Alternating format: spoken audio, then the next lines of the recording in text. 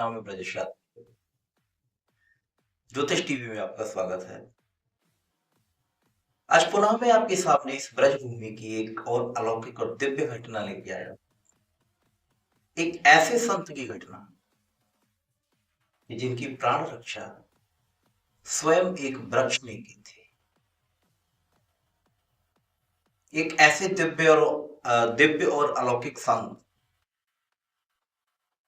कि जब उन पर प्राण घातक हमला हुआ तो उनकी रक्षा इस ब्रज के एक वृक्ष ने की थी। पिछले वीडियो में मैंने आपको एक संत की घटना का वर्णन किया था, वृंदावन बिहारी लाल जी के मंदिर की घटना का वर्णन किया था, जिसमें मैंने आपको बताया था कि किस प्रकार एक वृक्ष जो है वो मतलब जब उसको काटा गया तो उसमें से खून निकला। यानी एक संत इस ब्रज भूमि में ठाकुर जी की सेवा में वृक्ष के रूप में मौजूद है। और आज जो मैं घटना बता रहा हूं आपको, यह भी घटना एक ऐसे ही संत की घटना है कि जिनकी प्राण रक्षा स्वयं एक वृक्ष की। ये ब्रज 84 कोस क्षेत्र की जो परिधि है, ये साक्षात ठाकुर जी का गौरव था।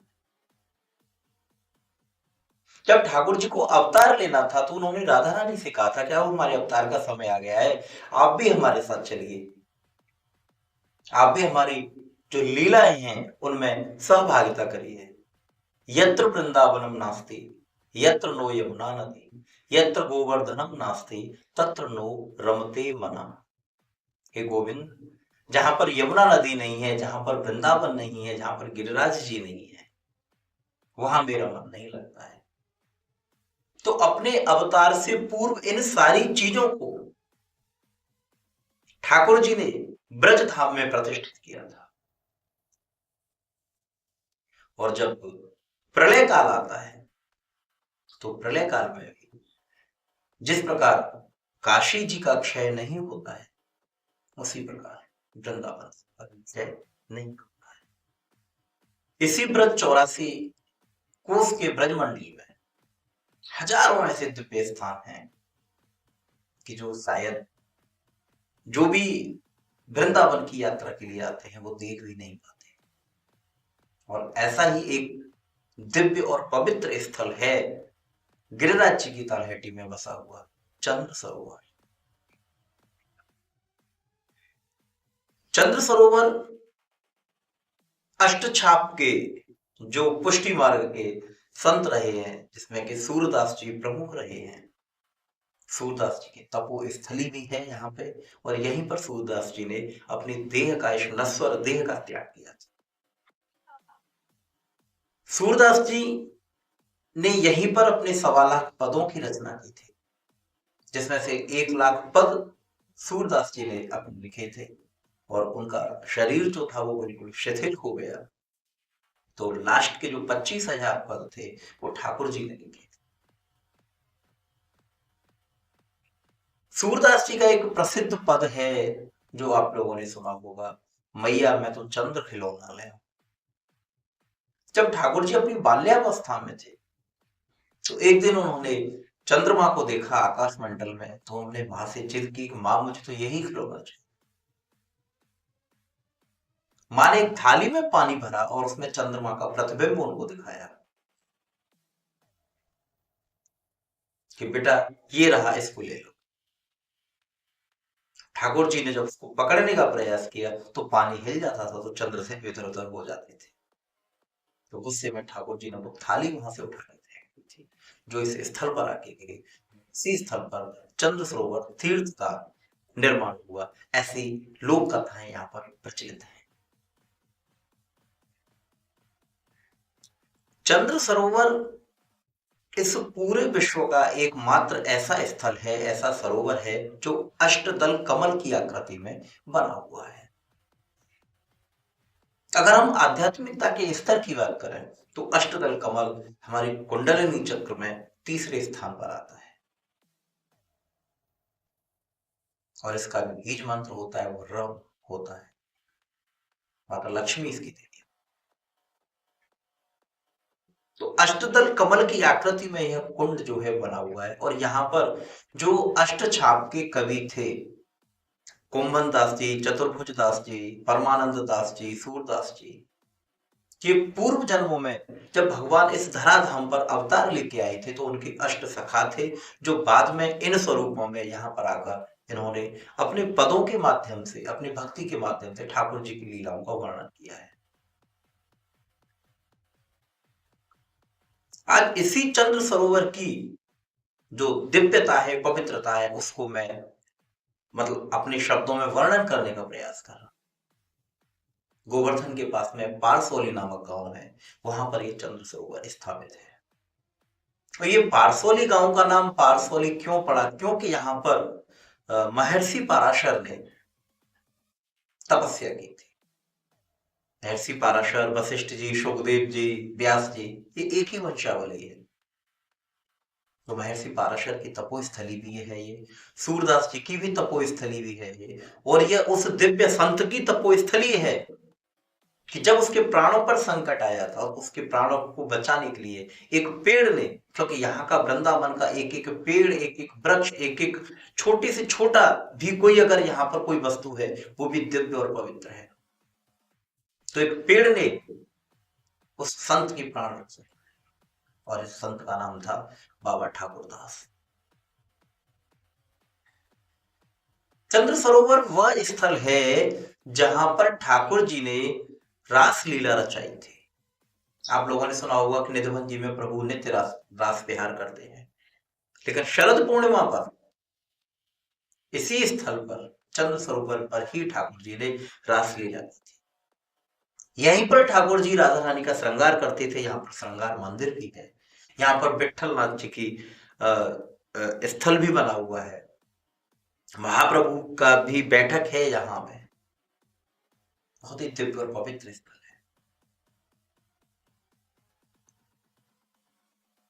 ठाकुर जी ने इसी स्थल पर शरद पूर्णिमा की रात्रि में 6 रात्रि पर्यंत रास विहार किया था। और उस दिव्य रास लीला को देखने के लिए चंद्रदेव इसी सरोवर में स्थापित हो गए थे, इसलिए भी इसको चंद्र सरोवर कहा जाता है। जब भगवान राम का जन्म हुआ था, भगवान राम का जन्म जो था वो दिन के समय हुआ था। तो जब सूर्य उदय होते हैं तो चंद्रदेव नहीं आ सकते, चंद्रदेव नहीं देख सकते। तो चंद्रदेव बड़े ने रुदन किया था, बड़े रोए थे कि प्रभु मैं आपके दिव्य दर्शन नहीं कर पाया। तो ठाकुर जी ने उनको वरदान दिया था कि चिंता मत करो, मैं अपने अगले कृष्ण अवतार में आपके ही वंश में भी जन्म लूंगा और आप मेरी दिव्य रास लीला का, दिव्य लीलाओं के साक्षी बनोगे। तो शरद पूर्णिमा की रात जब पूर्ण चंद्र होता है तो ठाकुर जी ने इसी स्थल पर अपनी दिव्य रास लीला को संपादित किया था। 6 महीने पर्यंत चंद्रदेव यहीं इसी स्थल पर, इसी कुंड पर, जिसको आप देख रहे हैं, इसी कुंड में विराजमान हो गए थे। और इस कुंड के जो अष्टदल कमल आकृति है, आठों तरफ जो ये बुर्जियां बनी हुई है, इन बुर्जियों में भगवान के अष्ट सखा विराजमान है। और ये जो समाधि आप देख रहे हैं, ये उन संत की समाधि है जिनको बाबा ठाकुर दास के नाम से जाना जाता है। और ये समाधि जो है, ये सूरदास जी की समाधि है। बाबा ठाकुर दास जो थे, ये इनका गुजरात का शरीर था।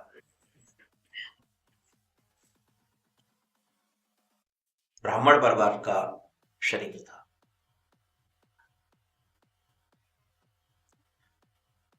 बचपन में ही बाबा को बड़े वैराग्य वाली प्रवृत्ति थी बाबा की, और बाबा को ऐसी दिव्य अनुभूति हुई कि मेरा जो जन्म हुआ है वो ये गृहस्थ भोगने के लिए नहीं हुआ है। और बाबा ने अपने घर का त्याग कर दिया और नर्मदा जी की परिक्रमा बाबा ने की। नर्मदा जी की परिक्रमा में उनको ध्यान समाधि में गिरिराज जी के दर्शन और उनको अपने पूज्य गुरुदेव के दर्शन। और जब वहां से वो ब्रज धाम आए और गिरिराज जी के मुखारविंद मंदिर पर उन्होंने ठाकुर जी का दिव्य दर्शन किया, वहीं पर उनको ब्रज के पवित्रतम संत पंडित गया प्रसाद जी के दिव्य दर्शन और उन्होंने तुरंत पहचान लिया कि यह वही संत हैं जो मुझको स्वप्न में, वो ध्यान अवस्था में नर्मदा जी की परिक्रमा मार्ग, और उन्होंने संत गया प्रसाद जी से दीक्षा ले ली और उनके शिष्य बन गए। इन्हीं ठाकुरदास बाबा ने गया प्रसाद जी की इतनी सेवा की कि गया प्रसाद, पंडित गया प्रसाद जी जो थे, वो स्वयं कहते थे कि जितनी सेवा मेरी ठाकुरदास ने की उतनी सेवा मेरी किसी ने नहीं।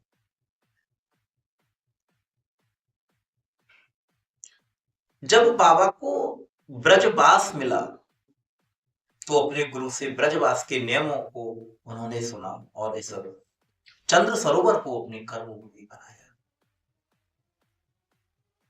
और इसी चंद्र सरोवर पर एक पीलू के वृक्ष के नीचे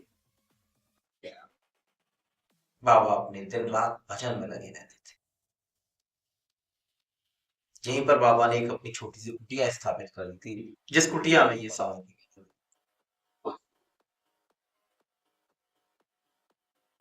बाबा परम गौभक्त थे। गायों की सेवा करने में उन्हें विशेष आनंद आता था और बाबा कहते थे कि बिना गौवंश की सेवा के, बिना ब्रजवासियों की सेवा के, बिना ब्रजभूमि की सेवा के ठाकुर जी को प्राप्त करना अत्यंत दुर्लभ है।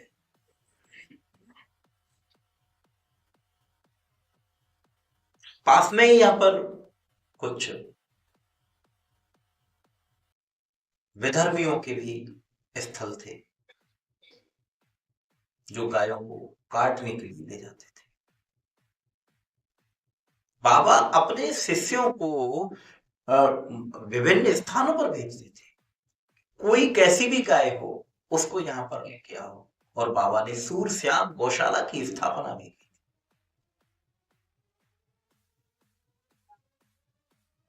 जो बेधर्मी लोग थे जो गायों को काटने के लिए ले जाते थे वो बाबा से बहुत घबराते। उन्होंने कहा कि ये तो ऐसे तो हमारी रोजी रोटी बंद हो जाएगी।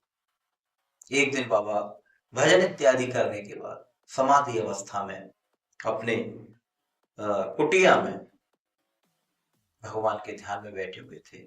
तभी वह विधर्मी व्यक्ति जो थे और धारदार हथियार लेकर, जिनको गंडासा बोलते हैं, उसको लेके आए और बाबा पर प्रहार करना शुरू कर दिया। जैसे ही बाबा पर उन विधर्मियों ने उस हथियार से, गंडासे से प्रहार करना शुरू किया, उस वृक्ष की लताएं ने बाबा के शरीर के चारों तरफ धीरे धीरे झुकना शुरू कर दिया। तो जो उस गड़ासे का वार होता था बाबा के शरीर पर, वो उन सबसे पहले वृक्ष की लताओं पर वार होता था, उसकी डालियों पर वार होता था। तो उस गंडासे का जो वेग था वो कम हो जाता था। यद्यपि चोट तो फिर भी बाबा के शरीर को लग रही थी, लेकिन जो वेग था वो वेग बहुत कम हो जाता था। बाबा के शरीर लहूलुहान हो गया, बाबा के शरीर से खून निकलने लगा और विधर्मियों ने समझा कि बाबा का जो है शरीर पूरा हो गया, बाबा मर गया है, तो वहां से चले गए। बाबा के शरीर से जो रक्त निकल रहा था, बाबा वहीं लेटे हुए उस रक्त से भी राम राम राम राम राम ये लिख रहे थे। ये घटना हुई, चारों तरफ खबर फैल गई, बाबा को अस्पताल में भर्ती कराया गया। पूरा जिला प्रशासन मौजूद था। हमारे मथुरा के विधायक, तत्कालीन विधायक स्वामी राम स्वरूप रासाचार्य जी, वो बाबा के शिष्य थे, वो भी उपस्थित थे वहां पर। जिला प्रशासन ने उनसे पूछा कि बाबा कौन है आप?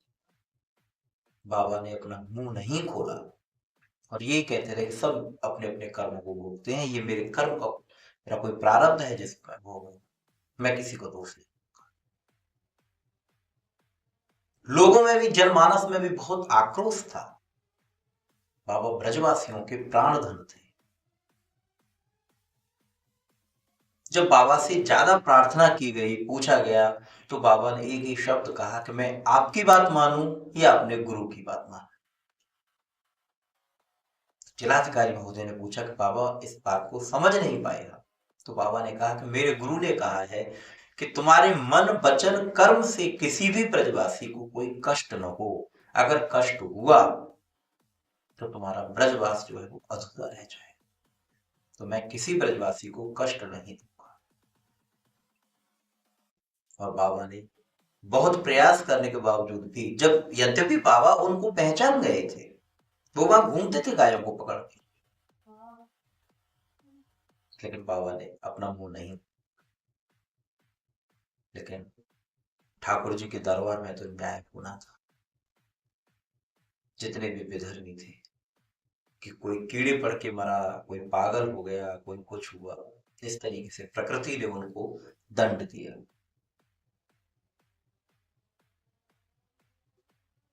बाबा ठाकुरदास जी जो थे, जीवन पर्यंत यहीं रहे, यहीं उनकी समाधि बनी। यहीं पर सूरदास जी ने अपना शरीर त्याग किया और अपना जीवन का अंतिम पद जो था सूरदास जी का, वो उन्होंने लिखा। एक दिन सूरदास जी जो थे वो मुंह के बल लेटे हुए थे। तो यहाँ पर मंदिर के जो सेवायत थे उन्होंने पूछा कि बाबा ऐसे कैसे पड़े हुए हो, इनको सीधा कर दिया जाए। तो सूरदास जी ने कहा कि मैं ब्रजरज को सीने से लगा के प्रणाम करके इस संसार को छोड़ना चाहता हूँ, पीठ दिखाकर नहीं। इसलिए मुझे सीधा मत करो, पीठ के बल में मत लिटाओ। और ठाकुर जी का एक पद गान करते हुए यहीं पर बाबा सूरदास जी ने अपने शरीर का त्याग किया था। यहीं पर बाबा ठाकुरदास जी ने अपने शरीर का त्याग किया। और ये दोनों ही समाधियां यहाँ पर बनी हुई।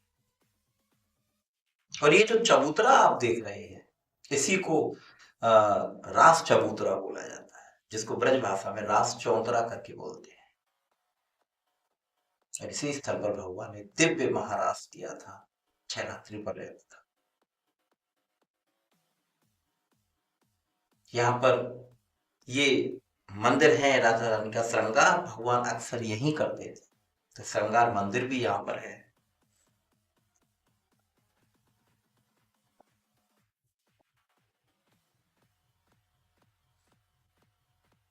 भगवान कृष्ण ने यहाँ पर 5 शिलाओं को प्रकट किया था। सुंदर शिला, जिसको गिरिराज मुखार बिंदु बोलते हैं। दंडवती शिला, इस गिरिराज शिला को दंडवत प्रणाम किया जाता है। सिंदूरी शिला, इसी शिला से सिंदूर लेके भगवान ने राधा रानी की मांग में सिंदूर भरा था।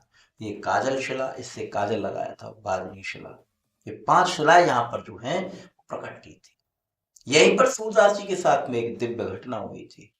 ठाकुर जी की प्रतिमा है, तो रोजाना इनका श्रृंगार करते थे गोस्वामी जी, और सूरदास जी उस श्रृंगार का वर्णन करते थे।